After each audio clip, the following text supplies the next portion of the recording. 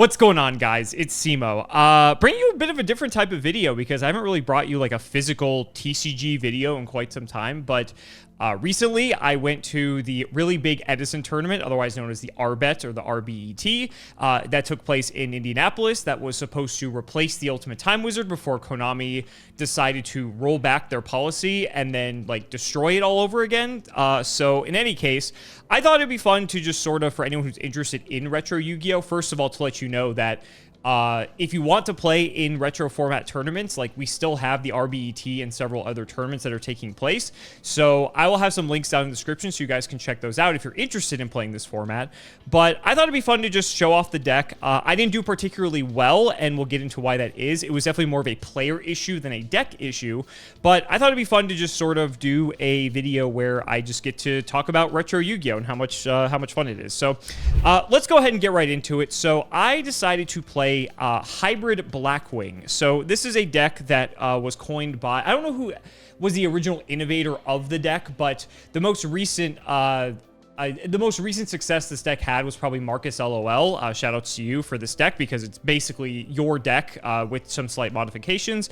And like I said, I think this deck is really good. I think what's interesting about it is that Blackwing's biggest issue is that it loses to Bottomless Trap Hole because you only get like one summon a turn. If that summon doesn't stick, you can't like special summon other monsters to the board. And so Hybrid Blackwing sort of bridges the gap between Blackwing and Vayu Turbo. And when you replace Bora with like Dark Grepher, all of a sudden it feels like you can do things other than just like normal Shura, get Bottomless, and then you pass the turn with like a back row or something. It feels like a lot more of like a modern interpretation of the deck, so I thought we'd go ahead and show it off. So first up, we have 3 copies of Sirocco. This is going to be standard in any Blackwing deck or any Vayu Turbo deck for the most part. Sirocco's really good for several reasons.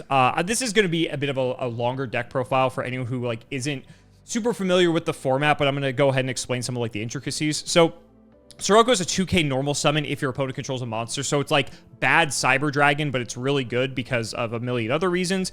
It also has the ability to pump up your other Blackwings or itself to be able to hit over stuff. You really, in like the mirror match or like when you're going against other Blackwing decks, you want to hold these as long as you can because these are like how you can like break through stuff. Like against Blackwing, if you go Sirocco and they have a Blackwing monster on the field, Sirocco's effect pumps itself for all Blackwings on the field, not just your Blackwings. So if your opponent has like Shura and you go normal Sirocco pump, you go up to 38. And so even if they have Kalut only puts Shura up to 32. So you can hit over Shura through Kalut, unless they have double Kalut. Then they're just like that good at the game, right?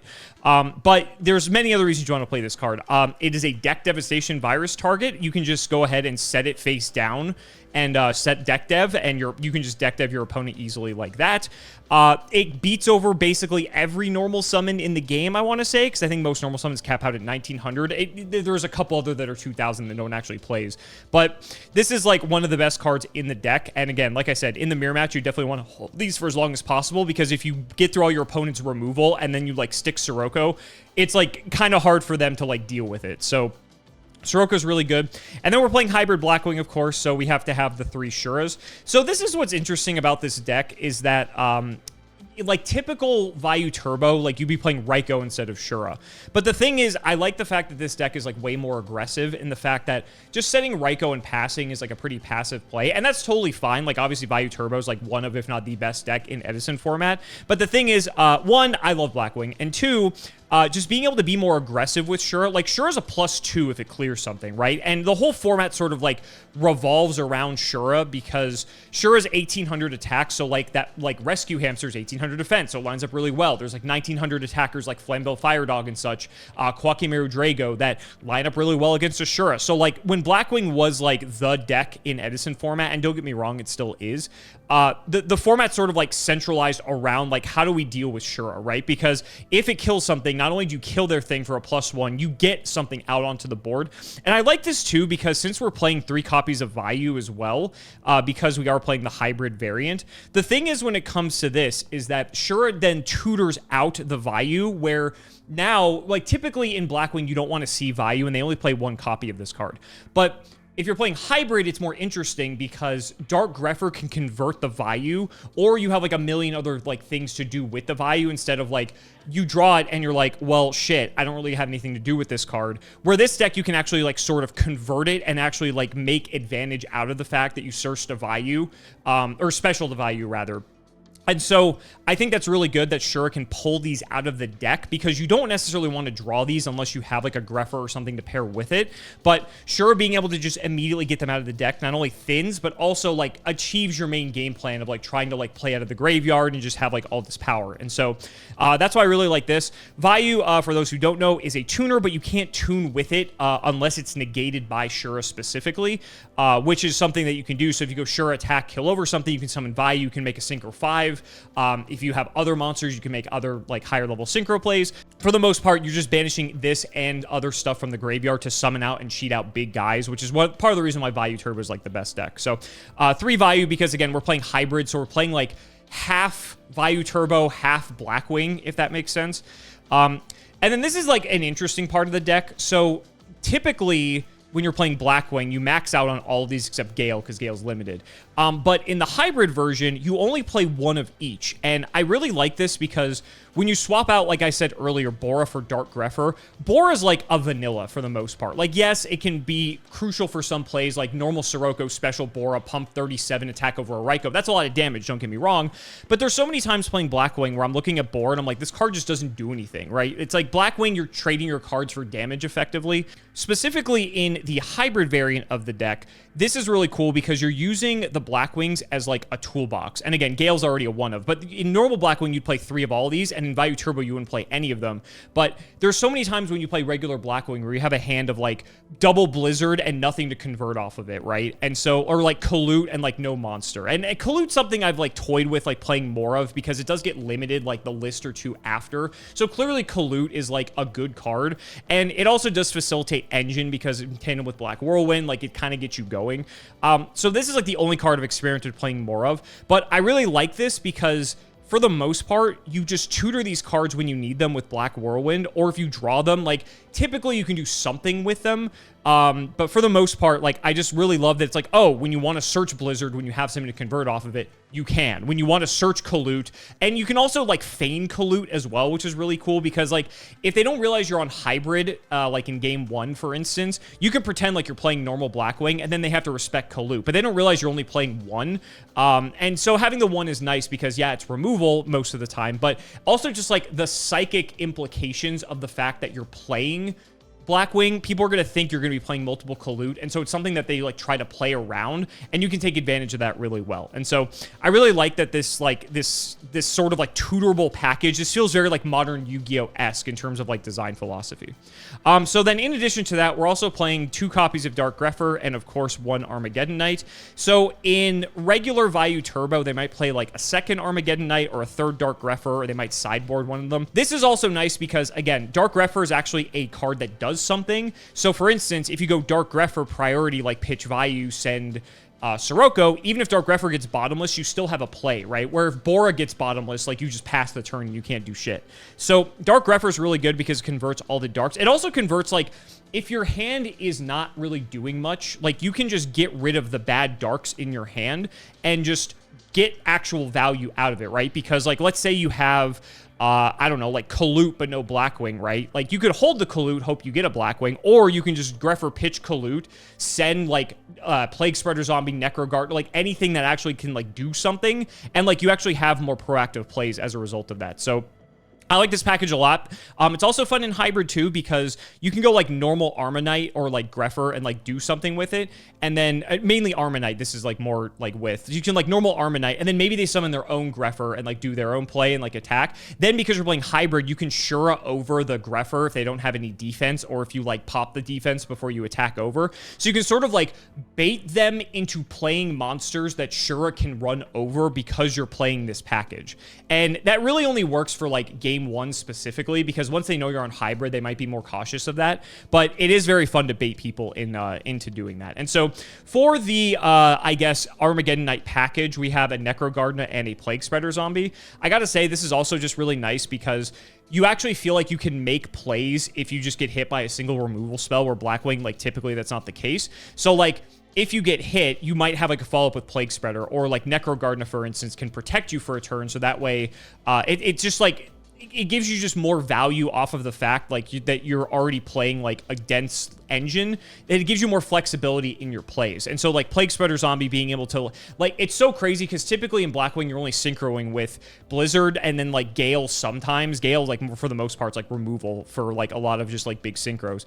Blizzard's like typically your main line. And so it's like weird the fact that like if something gets stopped, you're like, oh, I have Plague Spreader Zombie, I can actually like keep making a play. But also the fact too, because you're playing hybrid and you have cards like where is it, like Armed Wing here. Armed Wing's a 6, so then like Plague Spreader allows you to like rank up into 8s, which is really nice. And so just phenomenal package. And again, like, this is like what Vayu Turbo would play normally. So the fact that you get to play this and then still get to take advantage of what the Blackwing engine has to offer, I think is really nice. And so like Armanite and Greffer can send all these from decks, so you don't have to worry about, like, even if you draw them, you can go like Greffer, pitch, Plague, send whatever, like, and then you're like feeling pretty good about it, right? You can make a Synchro 6 there, or you just wait for setup for a later turn. We're also playing one copy of Raikou. So Raikou's interesting because in Vayu Turbo, they typically play this deck, or they play this card at 3 copies. But for our deck, having the 1-of is nice for a couple reasons. One, since we're like basically playing the Vayu Turbo package, we can take advantage of the fact that if we mill Sirocco Vayu, then we're able to just convert that potentially into, or like hit like, you know, Plague Spreader, Necro Garden, or whatever. But also, it kind of like feigns your ability to like mess with what your set cards are. Because if they think you're on Blackwing and you set a monster, they're going to think it's Vayu because like you drew the Vayu and you have no other play, right? And so the fact that they might think then, oh, like when they hit into it and it's Raikou, then that could potentially punish them. Also, when it comes to post sideboarding, Raikou's really strong specifically because it deals with Consecrated Light. It just deals with a lot of like annoying stuff that like your deck might have to deal with. So having it in here as something in the main deck or the side deck, I'm kind of like iffy on it. Like, it was fine for me, but it's something that like, I don't know, like, you could maybe replace it with something else, but I think having it as a 1-of is fine. Also, if you're playing Mind Control in the deck, if you take your opponent's Rescue Hamster and flip it, you get to search Raikou, which is insane. And that's a huge, like, swing in terms of value for, like, when you go second, because typically when you go against Vayu or any of the Hamster Raikou Caius decks, they're going to just, like, set Hamster Raikou turn 1, maybe set a back row, right? So if you go Mind Con, take Raikou, now this, or take Hamster, now all of a sudden you can flip the Hamster, they don't get the Raikou, you get a Raikou, and now like you've sort of like flipped the initiative in your favor. When going second in Edison, you're already at like a disadvantage because going first is so strong. Just a nice addition to the deck. Like, I think it's fine. Like, the format's slow enough that you can afford to play something like this, so I think it's fine. And then for the boss monsters, we of course have Dark Arm Dragon, and then we have Gores. Again, it's nice because you have Dark Greffer, because in some instances, like if you're playing Blackwing and it's like late game, all of a sudden Dark Arm's dead because you have way too many Darks engraved. So you can go like Greffer, pitch Dark Arm to send like Plague or something. So you can actually convert it if you have to. Gores is also something I really like, just because even though this deck does play Black Whirlwind, and we'll get to that momentarily, it's still just like, if your opponent plays into this and they don't have an out, this card will just straight up win you the game. And again, similarly to what I was saying with Dark Arm, if you're in a situation where you're like ahead and Gores is not even going to come up, just use Greffer to pitch it just to get something good into the grave, like Plague or Necro. Or you can also get a target for Blizzard, which is really interesting because that sort of fixes that issue as well. Like I said, with Blackwing, you have this issue where sometimes you just don't have things to summon off of Blizzard because you draw like Blizzard, and then like 3 spells or traps, right? So now it's like, shit, well, what do I do, right? So Greffer and Armanite are actually pretty good because they can actually get stuff in the grave for Blizzard to make it live, which is a lot more consistent than just like waiting to draw a Blackwing, right? So that's it for the monsters. I don't know what the count is, but it's a decent chunk for sure. It's like 20 something, I want to say. So that's it for the monsters. Spells are pretty light. So the one reason I like playing this deck is that you can play double Black Whirlwind as well. And so the theory behind this is that you're like maxing out on so many powerful cards.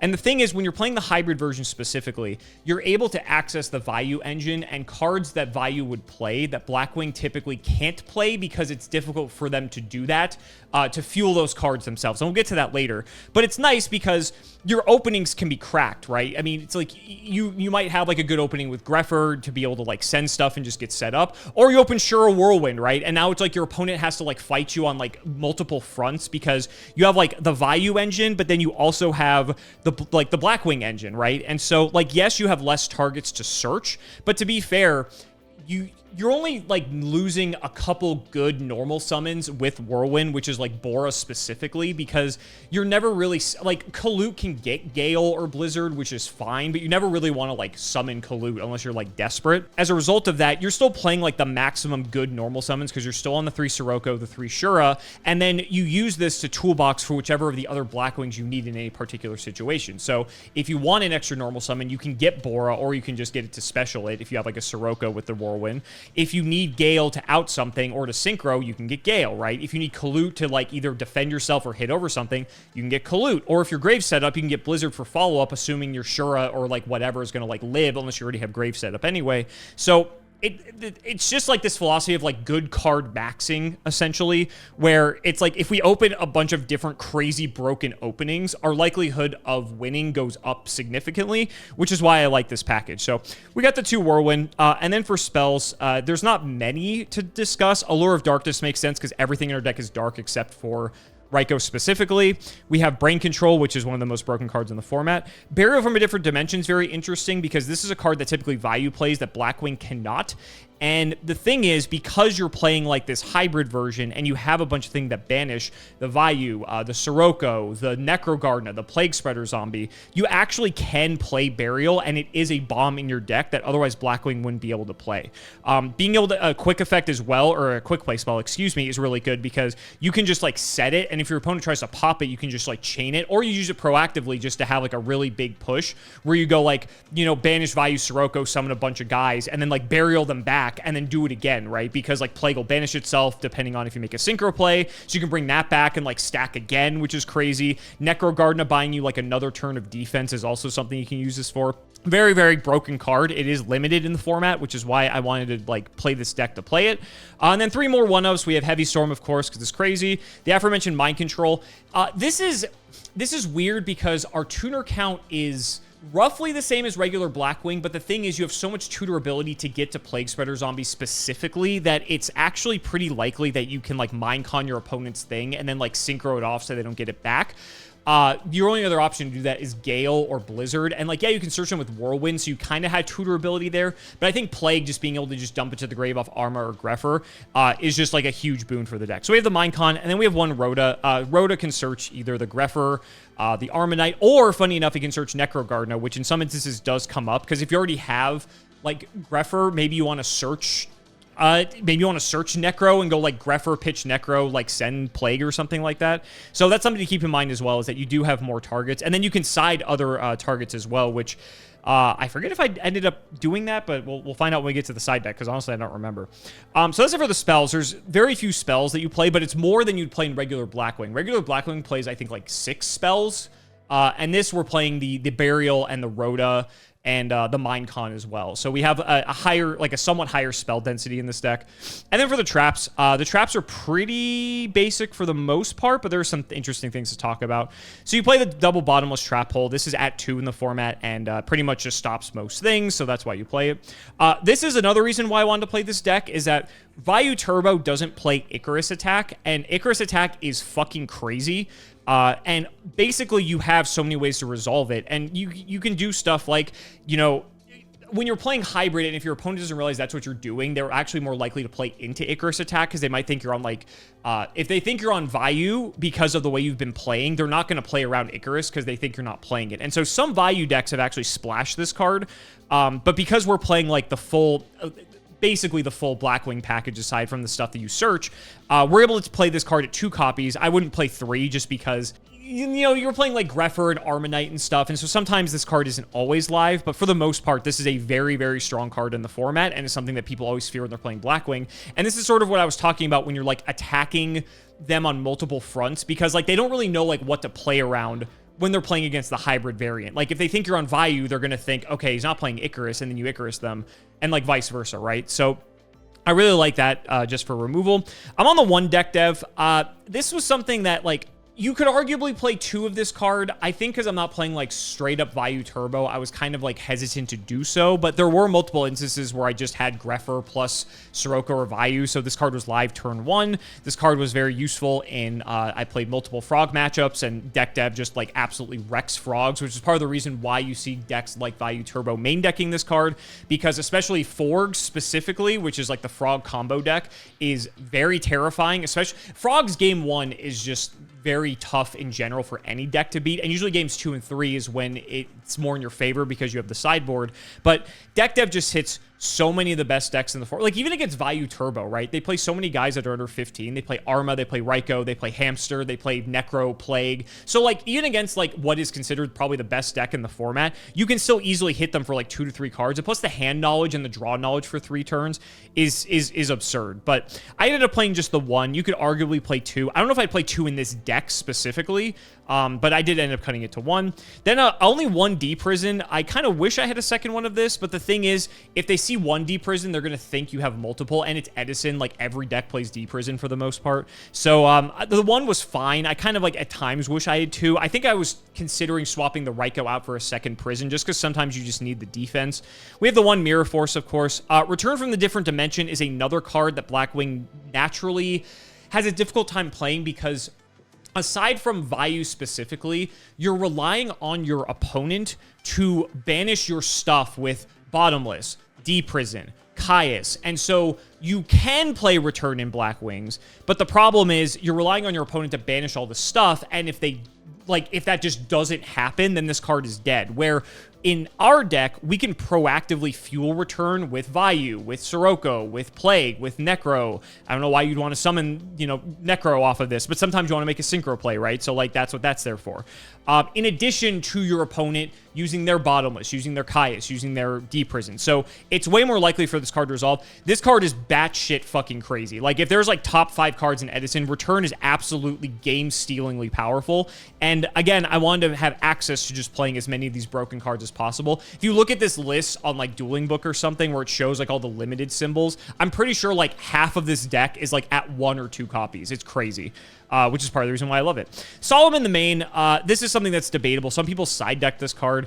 I just think Judgment's just nuts. And if you play Judgment like properly, then like in theory it should be good for you. But there's times where, there's times where I'd argue that this could be a second D Prison. It really depends on the matchup, because some matchups are just highly aggressive, and then Judgment can be a liability at times. But if you're playing a more like passive matchup that's like a lot slower, then like Judgment can out things that like no other card could out. So I think it's pretty good in that regard.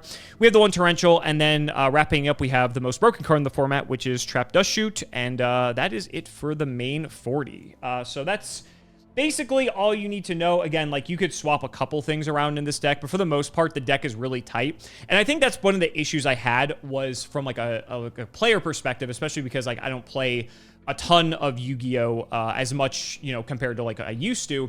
I think one of the biggest issues was like sideboarding specifically, just because like you want to just keep all your engine, but like there's very few cards you can actually like really side out. And against certain matchups like Frogs, you want to sideboard a lot of cards in.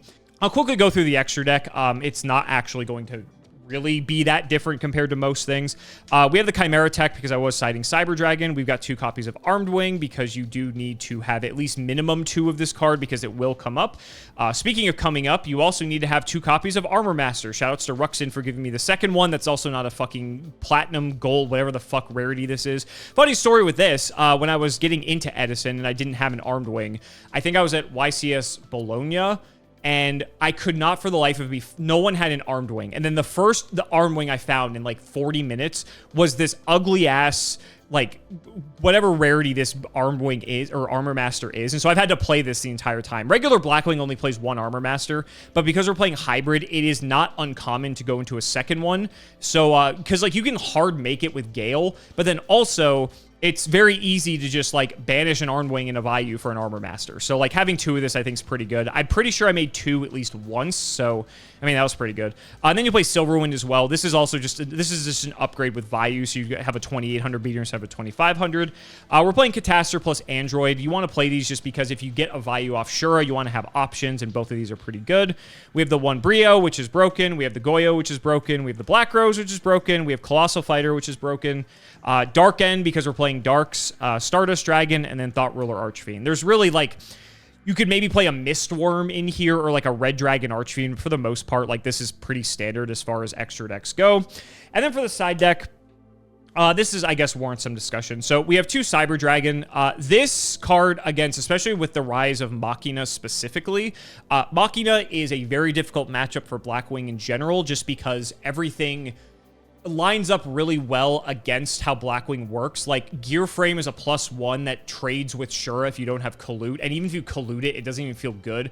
Fortress is really fucking annoying for Blackwing to deal with, so that's like a thing. I did play against one Machina opponent, and I Sidra 2 Fortresses and a Card Trooper, and that because I held the Sidra for like as long as possible, and that I just like devoured his board. It was fucking disgusting. But with Machina on the rise, also this card's not bad to board in, because if you think your opponent's going to board stuff like Consecrated Light and stuff, this is a non-dark monster, and then also it's a special summon as well. So being able to just be extra aggressive with this, I think, is very important, and it just really depends on if you think Machina is going to, one, be like an issue, or two, if a lot of people are going to play Machina at whatever specific tournament you're going to play, because maybe there's some tournaments where you don't run into any Machina, right? It's like, it's possible, but like that deck is pretty highly rated at the moment, and so a lot of people like to play it, and I did end up playing one. Then we have 2 DD Crow. This is pretty good against a lot of decks. It's good against Frogs, some Frog variants, I should say. It's like okay against like Vayu specifically, but it's not like great. It's like fine. There's just a lot of decks that like use the graveyard, and so having Crow is nice. I would consider 3 at some instances, but I think 2 is fine. Speaking of 2, we have 2 Fossil Dyna. This card is also very important for several reasons. It's very good against Frogs or just any of the special summon heavy combo decks like Gigavise, like Forgs. Just being able to like lock out their ability to play, especially if you have like defense behind it, like you have Prison or something to like stop them from attacking over Pachycephalo, then it's like fucking insane. It stops Gores, so like you can just hit in and like know that they can't Gorge you because they can't special summon. Dyna is just a really, really solid card for the most part. Speaking of Rhoda, I did also board a Warrior Lady. This is cool because Rhoda can search this. It's a non-dark, so it's like a Consecrated Light out, because against any dark-based deck, Consecrated Light's a big issue in Edison. Also, it can just out really annoying things because of like the way that she functions. Yeah, she has to like attack and get in. So like you're susceptible to like deprison and stuff, but she outs a lot of like very awkward cards that can be annoying to deal with specifically for this deck. So I think I boarded it like once or twice, but I don't think I saw her at all. But she was like she was fine. We're playing MST and Double Dust Tornado. We're siding MST because MST is so weird, because so many of the top decks, like, yeah, if you see like Blackwing or Vayu, they're going to be trap heavy, but if you end up going up against like Frogs or like any of these other decks, like they just don't play back row. And so I feel like you want these specifically for like, if you go up against like Blackwing, because you can stop like Black Whirlwind. If you go against like super heavy trap decks, you want to have these as well. I don't think maining the MST is worth it. I never missed MST in the slightest. Like the only instance you really want it is to make sure your summon can go through to resolve Whirlwind specifically. So like if they have one back row, you MST it, then you go like Whirlwind Shura, and then like you know that's going to clear, right? So like in some instances, it's not bad. It's really meta dependent though, so it's kind of a weird one. But I don't think it's really worth it. The second deck dev, this would come in against the decks that, one, if I know I'm going first, two, if I'm going against like particular decks, like any of like the Frog variants and stuff, I'd probably bring this in. Double Mask. Mask put in a lot of work because I did play a couple Frog opponents. Mask is like, if they don't have the Breaker or like the MST or the Heavy, you just like win the game. I'm pretty sure against my opponent, round 1 was playing the Forgs, the Frog combo deck. Game 2, I did something and set Mask, and I immediately flipped Mask, and his hand just like died because he had like a bunch of things, like he had like Substitute and stuff, and he just couldn't do anything. So Mask was really good there. And then double Royal Oppression. This is also just for like the combo decks. Your deck doesn't really care about Oppression. Like in some rare instances, you might have to like play into your own Oppression, but Vayu doesn't care about it. Shure is in the damage step, so you can't do it there. So much of your deck just like ignores Oppression, and so against the decks that it's good against, it's extremely good. Like there's the reason this card's still banned in modern Yu-Gi-Oh! So that's it for the deck profile. For the matchups quickly, so I went 1-3, which was awful. The first round was against the Forg opponent, which it was very nice, and it was a very like tough back and forth. That was like maybe the toughest game we had of the entire weekend. Second match was against Frogs again, and this is player error where I forgot, because I'm so used to playing like regular Blackwing. I just like forget that I have Necro Garden in the graveyard half the time. So I had an opportunity to at one point Necro to get me down to 3 dark so I could summon Dad. But he had like Ab-Zero Caius, and I had like a Fossil Dyna to like kill the Ab-Zero. Like, I don't know if I would have won that game regardless, to be honest with you. Like, it was like a really tough situation to be in. But I didn't do myself any favors by forgetting to banish Necrogardener. I could have done it on like the end of his turn or something like that if I realized soon enough, but I just like straight up forgot I needed to banish. I was trying to hold off on using the Necrogardener because I could take the 25 from Ab-Zero, and I'm like, oh, this is fine. And then I'm like, wait, I forgot I needed to banish Necro so I could actually summon like Dark Arm and like do stuff, or set Dyna or whatever. But it was not great, and it was player error though. It wasn't the deck by any means. So that was round 2. That was like my own fault. Round 3, I got a feature match and completely just got demolished because Titanial is an insane card in Edison, and there's like very few outs to it specifically. Although like in retrospect, I could have made a completely different play. Well, first of all, I ended up accidentally cheating because I was trying to bait something so that Dark Arm would stick. So I had 3 Darks in grave. And I'm like, okay, I have Shura Dark-Armed, I think. So I'm going to, like, summon Shura to bait Bottomless or whatever. And then if he doesn't Bottomless, I can just drop Dad. So I summon Shura, and the guy judgments Shura. And for some reason, I banish it. Like, when I play on Dueling Book, I literally have the banish button hovered over Shura because Shura just eats every single banish, like, removal spell in the game. So I just, like, expect it to get banished. So I accidentally put it in my banish pile when it was supposed to go into the graveyard to put me at 4 darks. And then I summoned Dad with 4 darks, and Stream called me out for it. So that was really funny. But I just like have notoriously bad luck in feature matches, whether it's my own fault or just like the way my opponent plays or like whatever. I just get wrecked. So I lost that game anyway. But I just felt really bad because I straight up did not mean to like try to cheat, but I was losing that game like 100% anyway.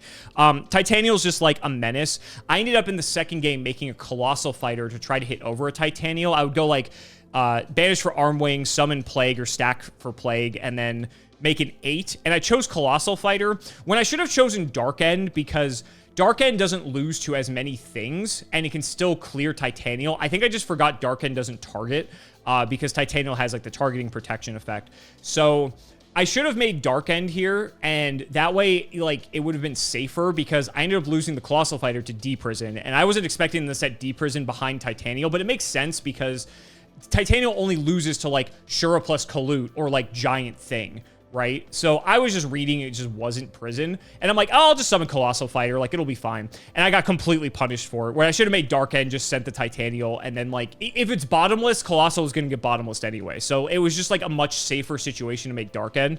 And for some reason, I'm like, Colossal's the move, and I got absolutely wrecked. So I'm 1-2 at this point. And then the last match was against the Machina player, which I said is a very tough matchup for this deck entirely. I think we ended up going to a game 3. I did the cool thing with Sidra, so I had like a giant Chimera tech at one point. That was fun. But he ended up getting it in the end, and so at that point I was just out, so I did some commentary with Keegan. I stayed there to support Gage, because Gage ended up topping the entire event, which was really sick. But Gage plays way more Yu-Gi-Oh! Than I do, so, but at the end of the day, I didn't go to, like, try to win. Like, obviously I'm gonna try to win, but that wasn't, like, my intention. My intention was just to hang out with people, see people, like, you know, post all the health stuff that's been going on, because a lot of people wanted to see me. I had no expectations. So, like, if I did well, great. If not, I didn't. But the thing I want to sell you on is how good the vibes were just at the event. Everyone was super happy to be there. All my opponents were super nice. Even if people were losing, they were like happy, just because it's like the grassroots effort that we have like sort of built together, you know, when it comes to these alternate formats, which it sucks that Konami decides to no longer support. It's just going to have to be like the fighting game community or Smash, right? Where we're just going to have to do it ourselves. And there's still plenty of people that want to participate in these tournaments. There's several coming up. I'm pretty sure RBT Chicago has capped already. All right, there's Santa Clara coming up. I think it might be this weekend, actually. So, like, there's not much time to sign up for that. Like, the grassroots effort and, like, showing that, like, all these events are capping is showing that there's demand to play this old style of Yu-Gi-Oh! And the amount of stories that I hear from people that are like, oh, I haven't played in, you know, 15 years, but I heard that they do this now, and so now I can, like, dust off my old deck that I played 15 years ago and just play it as it was. Like, I've heard that story time and time and time again. That's, like, awesome. Like, it's so cool that we get people back in the game like that. So, it was a great time. Like I said, I wish I would have done better, but I at the end of the day, I didn't give a shit. So, I just wanted to just give you guys a bit of a profile here, just so if you're interested in learning more about Edison or playing like the retro formats, even though it's not technically sanctioned anymore, that was the whole reason I wanted to make this, because it was a lot of fun. I'm super happy that I went. And, like I said, it's just fun playing like old school Yu-Gi-Oh! Like it rocks. It's Yu-Gi-Oh! I remember. So it's a lot of fun. So guys, thank you so much for watching. I know this is probably a way longer video than it probably should have been, but it was more of just me yapping more than anything. And hopefully you learned something if you're unfamiliar with the format. And some people might say that retro Yu-Gi-Oh! Is like too simplistic or whatever. Bro, it's on a completely different level. Like the gap between someone who's like insane at a retro format and just good at a retro format is incredible. And so shout out to all the people who did really well, like Gage. You know, he got his top 4. He got that sick mat. And yeah, thank you so much for watching. You know, just leave any comments down below if you found this interesting. And glad I got to show you some paper Yu-Gi-Oh! For the first time in like ages, because it's not very often that I get to do that. So thank you guys so much for watching.